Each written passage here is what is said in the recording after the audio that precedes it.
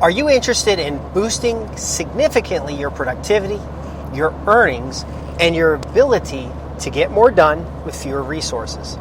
Hi, this is Justin Hitt with Inside Strategic Relations. The insights and secrets that I'm going to share with you today will help you double your productivity, not just productive time, meaning for every hour that you work, you get 2, 3, 4, even 10 hours of work done compared to someone else.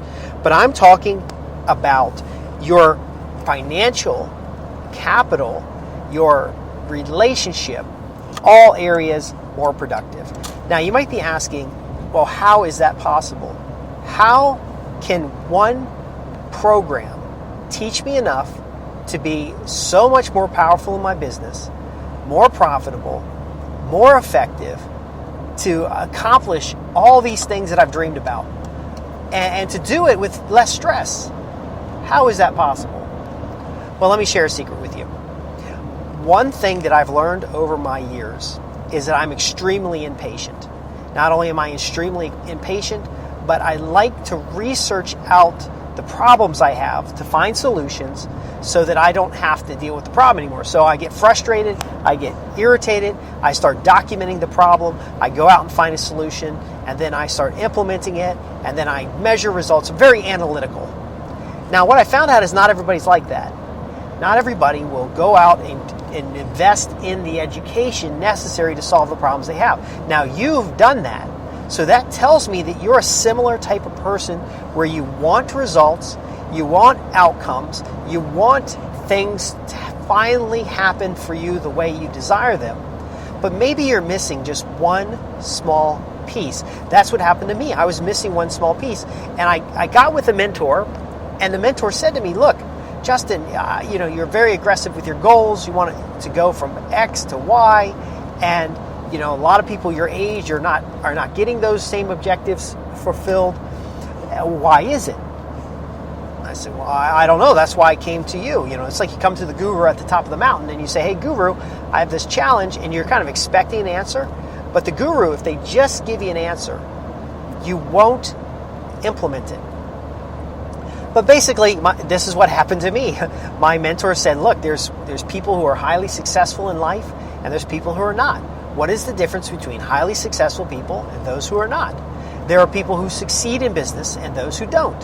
What is the difference between those who succeed in business and those who don't? And I'm thinking, wow, that's kind of a convoluted answer, but let's think about it. What are the differences between those who succeed and those who don't? Well, those who succeed tend to get things done through other people. They aren't trying to get the most done with the least amount of resources as far as being cheap. They're trying to get the most done with the resources they have and without increasing the amount of resources that they have on hand. Now, why is this important? Well, first, you've got to understand that if you can't get it done with the resources you have right now, you won't get it done with twice as many resources. Now, what do I mean by getting it done? Well, if you have some goal and some objective, and you can't reach some version of that goal and objective where you are today, then you won't ever reach it in the future. My mentor gave me advice, and it didn't even click. I was like doing like most people do. To get more done, I tried to work harder. I ended up working 2 shifts. First shift was my regular business development work. I had a computer consultancy business of my own. The first shift, I was doing the business development work. Second shift, I was doing the implementation, installing computer systems, and working through that. And I did that for 5 or 6 years. Ended up having a TIA stroke because I was working around the clock. I wasn't taking care of myself. I was getting dehydrated. I was not allowing myself to get the proper breaks that I needed to get. And I ended up with a TIA stroke. And I figured, well, maybe that's a lesson learned. Maybe I could work smarter. So I tried to work smarter. And I ended up working smarter. But what unfortunately happened is as I worked smarter, it started revealing to me all the mistakes I'd made. And pride got the best of me. And one of the mistakes I made is I wasn't collecting money fast enough. And one of the mistakes that got to me is that I had to work smarter So I started taking matters into my own hands. I started the collections proceeds. $179 or $197,000 later, I had paid all these legal fees to collect. I think it was $364,000, and I still hadn't collected any money. See, but I was working smarter. I had gotten Dun & Bradstreet involved. That one of the parties who owed me money, they ended up losing their house. See, I went hardcore on these folks. For more than 5 years, I'd been real soft on people, and they took advantage of me. And I lost all kinds of money, and I was writing off money that people owed me every year. And then I decided, well, you know what? I'm going to go hardball. I'm going to take matters into my own hand. If my staff in my office, I had about 5 people in the office, if they weren't going to be able to do it, I was going to work smart, and I was going to do it myself. Same thing. Busted my ass. Worked really hard. Tried to get everything accomplished. I did everything that was necessary. I got the right lawyers in place. I got Dun & Bradstreet in place. I collected a small amount of the money. Eventually, the business went bankrupt because while I was trying to collect, there was no cash flow. No cash flow, no business. And while I was trying to collect this money, I wasn't developing new sales and opportunities. I was still working just as hard. I was working a whole lot smarter, going after the money already owed me. But it turns out my pride got in the way, and it didn't need to be me working harder and smarter. It really should have been somebody else. But again, my mentor said, look at those who are highly successful and fashion some success based on what you learn from them. And I might have robust goals. For example, I like to have $1 million in cash because I know I could leverage $1 million in cash. You put it in a bank account and you borrow against your own money. It makes it easier to use the bank's money. You multiply the money by investing in known deals. Those are things I know how to do. I'd like to have $1 million in cash. But if I can't put the first dollar in the bank, then what makes you think you're going to put the millionth dollar in the bank? Listen carefully, folks. This program is going to change your life because it changed my life. I've seen it change the lives of my clients. I've seen it produce results in extraordinary ways because of one thing.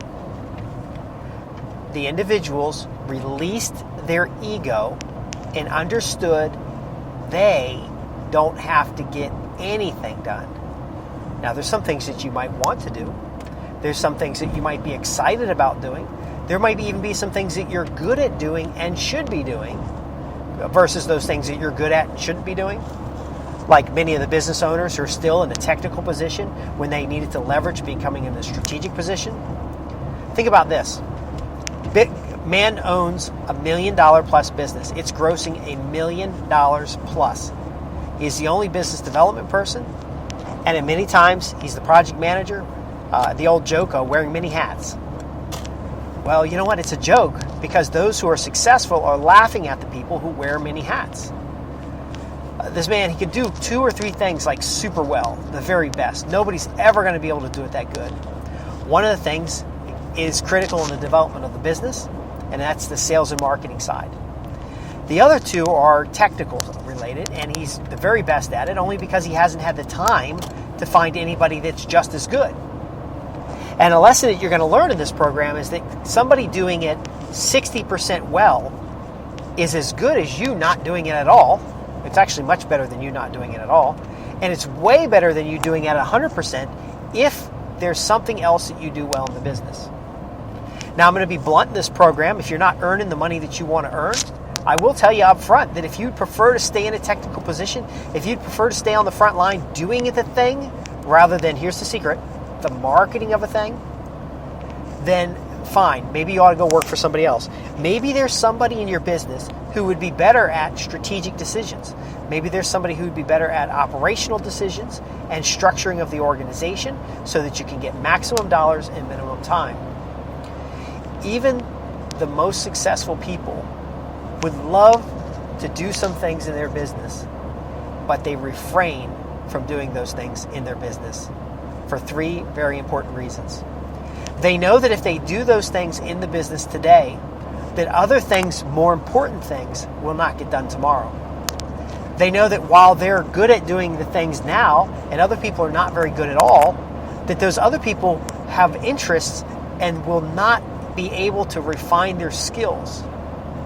And finally, they choose to not because they looked at people even more successful than them.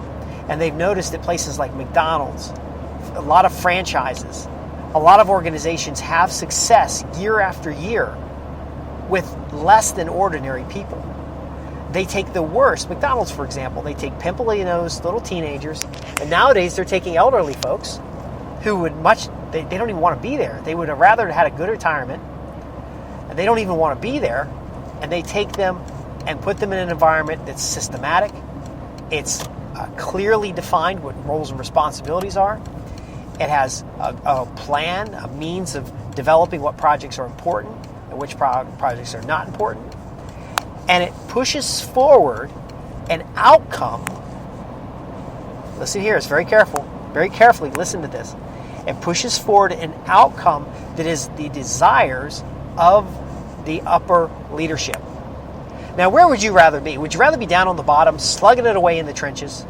Or would you rather be finally in that place of personal freedom, in a leadership role, the captain of a ship, the producer of your own destiny? I like to call them the masters of the universe. That might be a small, unknown universe, but it's building, it's growing, and you're the master. You drive forward that future. You're a god in your own domain. Now, delusionally, some people believe they're a god in their own domain, yet they still try to do it all themselves. I'm saying we need to take the advice of King Solomon and delegate work, structure work, and clearly identify the outcomes. You want to drive people forward on a single mission. Drive people forward with incentive to improve. See, if you're doing a certain piece of work in your business that somebody else could do 30% as good as you, 50% as good as you are denying them an opportunity to improve if you continue to do that work. Take them up under your wing, show them how to do the work, monitor and manage them, and then as they progress, they will replace you. The theme of this program is about replacing you. I know you like being in the business defines you. But really, will you ever grow the business if you're doing all the work? There's a lot of one-truck wonders coming out there. There's a lot of new guys on the block. There's a lot of folks that are pushing right up against the edge of what you're doing, who very often can do it better. They very often individually are smarter than you. Very often individually they can get better results. But the most difficult thing for them to do is to let go of the business and form an organization that operates on its own. And I'd love to see you get into a position where you're nearly an absentee owner. You don't have to be completely an absentee owner until you retire. But I'd love it for you if you were an absentee owner in a command and control position where you're monitoring, and get out a piece of paper, this you got to write down. You're monitoring cash flow,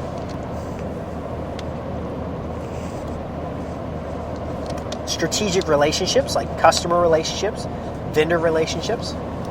You're commanding a small team who's in your back office, who makes sure that your marketing goes out on time.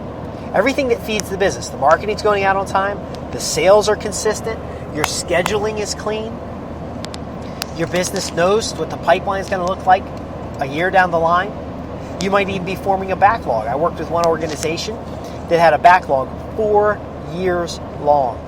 They had 4 years of work in the pipeline, approved and ready to go. Now you might be saying, well, customers aren't going to wait 4 years for work.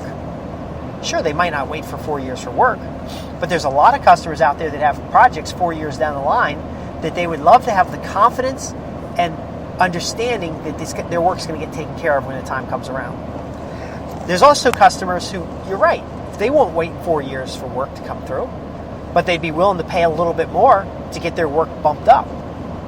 And if they truly want your organization for your organization's sake, they won't go look anywhere else. And I've seen it time and time again where organizations have established themselves a foothold in either a certain niche, a certain market demographic, or in a certain position where customers will wait in line, pay a premium price, and do business with them over anybody else available.